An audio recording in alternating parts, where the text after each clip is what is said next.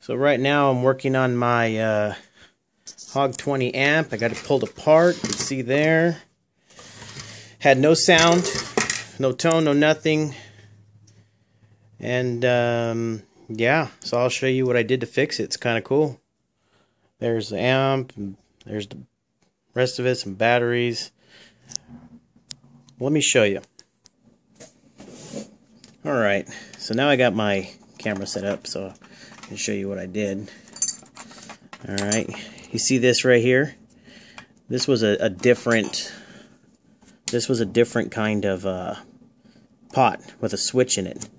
Well, what I had to do is they didn't have one that'll fit right into the board, just like so. So what I did was I bought the kind that had to be soldered with wires, and I soldered the wires one by one, and then I hot glued it to keep it all in a good area, so it wouldn't move and touch, and you know what I'm saying. Put a little piece of cardboard because it had the contacts on the front, so when I touch the metal base, it won't hurt it. I put in this new pot. You can see it's an A50K. And then this is an original, well, not original, but this is one I replaced long ago. And, well, the circuit board, I guess, got fried. My own bad. You know, I'm a learner. Because what happened was the amp wasn't working at all. I mean, it's like you wiggle the knobs and stuff, you get a bunch of static. And I think the volume knob was the problem. So the board got fried. So what I ended up doing, move my camera up a little bit. Apologize for that. Let's see. Focus on that. This looks like a hot mess right now. But what I ended up doing is instead of running the circuits through there, because they were melted all around this area, I ended up taking a wire from here to here, the next solder joint, middle wire from here to here, and that next solder joint here to here, here to here, and this last wire which went over to the tone knob, because I put it all together and it didn't have no tone knob, so it was just it was a hot mess. Anywho, hot glued everything, as you can see. That way nothing touches or moves when it hits the board. This was already on there. In fact, that's kind of where I got the idea. So that's pretty much it. This is a whole guitar amp right here. This is everything. Right here is the power switch, and here's my tone, my volume, distortion knob. Here's a fuse. This right here is for the headset hookup, so you can hook up headphones. This right here is my front and back input for the guitar itself, and here's my LED light. These right here are speaker wires, and this right here is the power spot, power cord. As you can see, it's a little different than most conventional amps because, alright, get this right here. As you can see, it's powered by a AC adapter, which is a little odd. And these right here are two more power cords, which we'll get to in a minute. Okay? So let me put this thing back in its little case here, which, as you can see, I got the headphone jack and the in and out, and I'll explain some more. Okay, as you can see, I got her back together more or less. Here's my knobs. These ain't original. I had those, I bought those at a store because the original knobs were damaged by someone I got it off of. Guy, I guess his brother stomped all of this and broke everything. Power button. Let's see, everything's in there nice and tight. And like I mentioned earlier, I got these, which are my speaker wires coming out the middle, and I got these, which are battery wires, which, I'm sorry, this is a Hog 20. It takes, it comes with built-in rechargeable batteries. Probably need to be replaced. But, anywho, you probably don't want to see me shove this inside the box, so let me put it inside the amp, and then I'll show you the batteries. I'm back. Okay, as you can see, I got my amp installed. Right there off to the side. These are the batteries. You can see play until low, then charge for 8 to 10 hours. Hog 20. For replacement batteries to pig nose. Yeah. They want $50 per battery, I believe. It's right there on the side, the specs. 6 volts, 4 amp hour, I believe, 20 hour.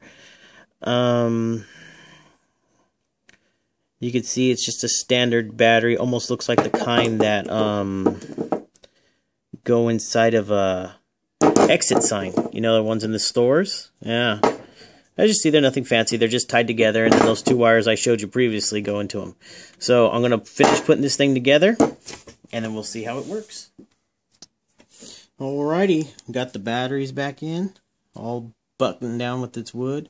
There's a power supply. Let's go ahead and plug that sucker in. There we go. Now, if it gets a little loud, I apologize, but hopefully we see loud. That's what we want. All right. So, let me plug in a guitar here.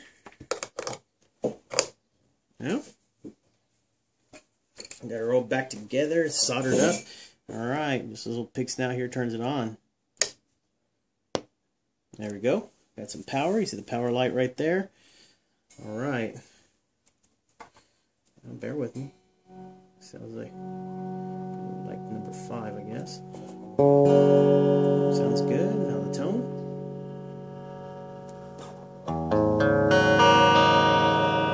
Sounds like the guitar's on the tune a little bit.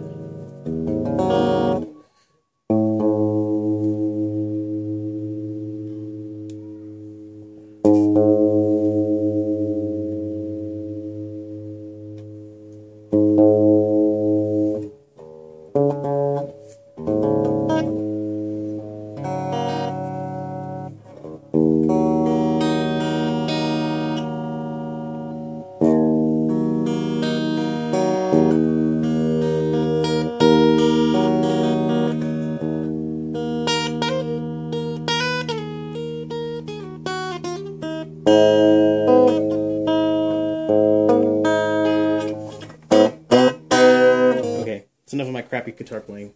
I think my E is out too.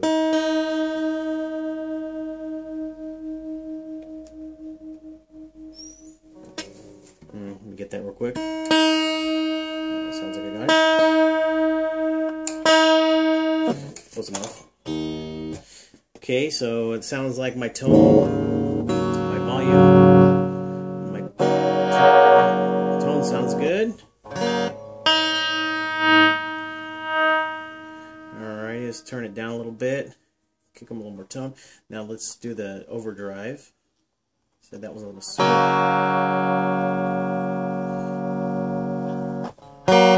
Now keep in mind it doesn't have like a strong overdrive on it.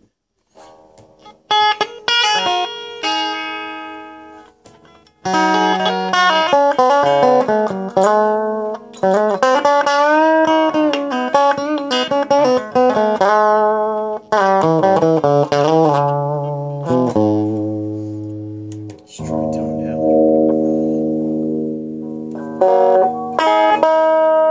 It's a nice, turn down.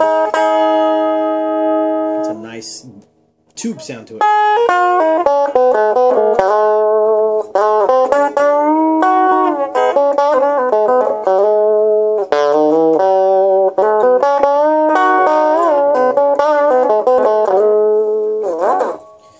Well, anyways, this is Odious, messing with another thing.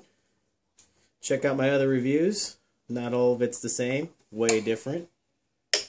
But yeah, that's how I bypassed the circuit board on my Hog 20 amp, fixed it, and brought it back to life. Catch you later. Peace.